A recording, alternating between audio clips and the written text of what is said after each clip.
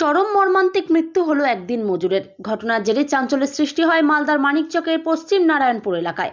জানা গেছে মৃত দিনমজুরের নাম জামিল শেখ, বয়স 28। তিনি পেশায় দিনমজুরের কাজ করত।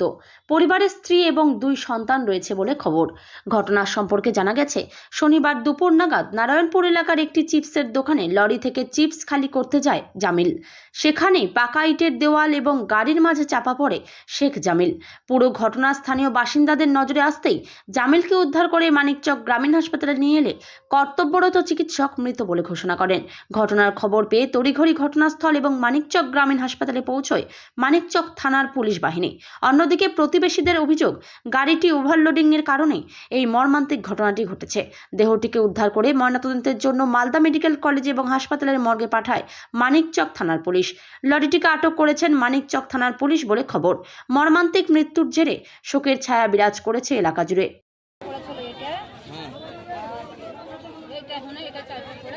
কিভাবে চাপা পড়লো? গাড়িতে চাপা পড়লো কিনে যে হয়েছিল, পাথর লোড করা ছিল বলে। পাথর লোড করা ছিল।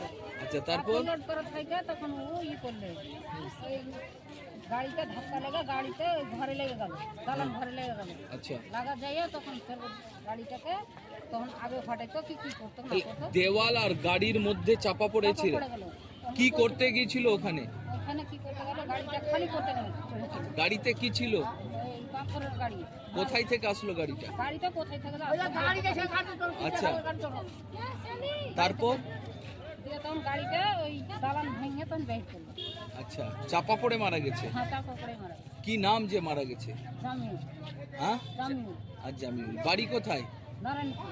আচ্ছা, পরিবারে কে কে আছে? পরিবারে মা আর বাবা আছে। আচ্ছা, বিয়ে হয়েছিল? মেয়ে বউ আছে, বেটা বউ আছে। আচ্ছা, আপনি কে হলেন? আপনি আমি গ্রামে। গ্রামের কি নাম আপনার? খাইরুন বিবি। মানে গাড়ি এসে চলে গেল। আচ্ছা, কোন গাড়ি আছে? গাড়ি 6 চাকা। আচ্ছা, তারপরে চেপে গেছিল মানুষ? হ্যাঁ, মানে তারপর মারা গেছে? আপনার কি হয়েছে? আমার একটু ছাড়বে। দেওয়াল ভেঙে গেছে। আপনার বাড়ির দেওয়াল আর গাড়ির মধ্যে চেপে গেছিল? গাড়িতে কি ছিল? গাড়িতে পাথর কোথায় থেকে আসছে? ওই বিহার থেকে। বিহার থেকে, ঝাড়খণ্ড থেকে? আচ্ছা, এখন কি চলছে? গাড়ি কি চলছে কি খালি মানুষ যাতায়াত করছে? এই জানি বলতে পারছি না, এখন গাড়ি চলছে কি চলে না আমরা তো আর যাই না। গাড়িতে কত ছিল, মানে এ সঠিক বলতেও পারবো না কতটা মাল আছে। ওভারলোড ছিল কি এমনি নর্মাল? এই তো দেখতে তো পাচ্ছেন না আমার লোক। ওভারলোড আছে। আচ্ছা, তারপরে আপনার বাড়ি দেওয়ালে ভেঙে গেছে? হ্যাঁ, ঘরে ছিলেন কেউ? না বাঁচলেন? হ্যাঁ, তো ওই আমি তো ছিলাম না বাড়িতে, আর ঘরে লোক ছিল কি ছিল না কী করে বলবো? আর থাকলে কি হতো যদি বিছানা থাকতো? বিছানা থাকলে ওরা পড়তে হবে। আচ্ছা, কে মারা গেছে আপনার এলাকায়?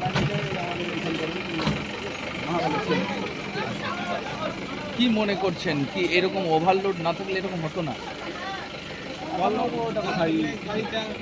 হ্যাঁ?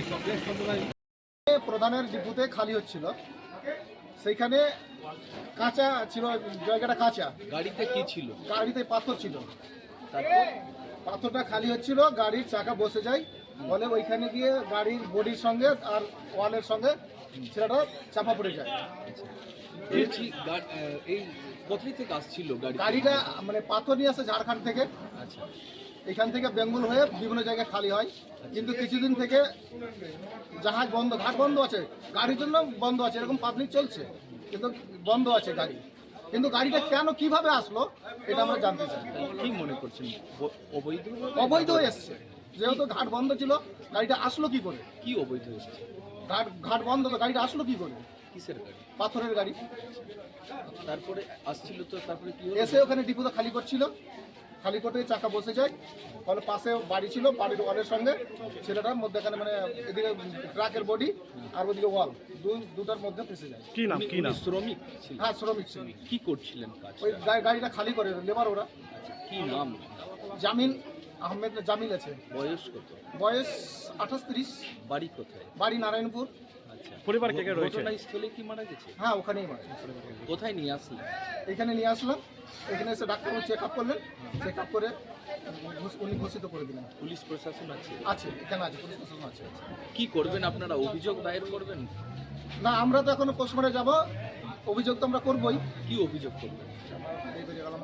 অভিযোগ আমরা করবো যে যেহেতু এটা মানে ঘাট বন্ধ আছে, গাড়ি আসলো কি তাহলে আপনারা মনে করছেন অবৈধভাবে? হ্যাঁ অভিযোগ ওভারলোড, সে আবার ওভারলোড।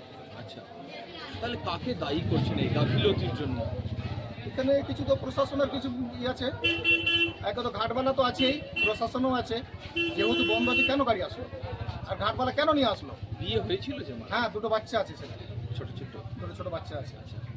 স্ত্রীর নাম কি? স্ত্রীর নামটা দাদা বলতে পারলাম না। আপনি কে হলেন? আমি কাকু, কাকু কি নাম আপনার? এমডি আব্দুল ওহাব। ক্ষতিকারক প্লাস্টিকের ক্যারিব্যাগ বর্জনের নির্দেশ দিয়েছে সরকার। চারিদিকে চলছে সচেতনতামূলক প্রচার কর্মসূচি। রায়গঞ্জেও তার ব্যতিক্রম নেই। ক্ষতিকারক প্লাস্টিক পরিবেশকে চরমভাবে দূষিত করছে। এর থেকে নিস্তার চাই। তাহলে উপায় কি? চিন্তা নেই, রায়গঞ্জে চলে এসেছে বিকল্প ব্যবস্থা। সবার জন্য সুখবর। পশ্চিমবঙ্গ সরকারের অনুমোদনে আগামী সপ্তাহ থেকেই শহরে তৈরি হতে চলেছে পরিবেশ বান্ধব দূষণমুক্ত বিভিন্ন ধরনের বায়ো ক্যারিব্যাগ, যা অবশ্যই পচনশীল। একেবারে সুলভে পেয়ে যাবেন আপনারা। আগ্রহী বিক্রেতা ও ডিলারশিপের জন্য অতি সত্বর যোগাযোগ করুন আমাদের সাথে। আমাদের ঠিকানা ইকো ক্যারি ইন্ডাস্ট্রিজ, জেলখানা মোড়, রায়গঞ্জ, উত্তর দিনাজপুর। আমাদের মোবাইল নম্বর 7001178352 অথবা 9434171272 অথবা 8250161082 অথবা 9800217806।